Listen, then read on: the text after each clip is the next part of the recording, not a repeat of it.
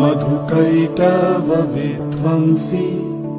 विधात्री वरदे नमः।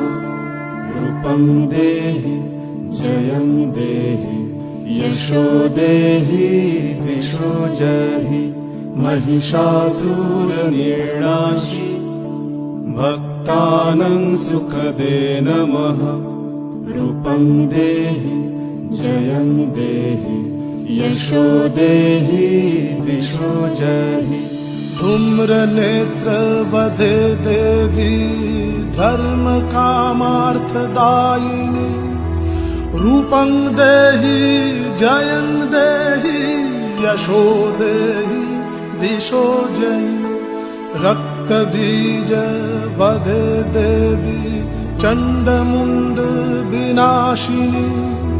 रूपं देहि जयं देहि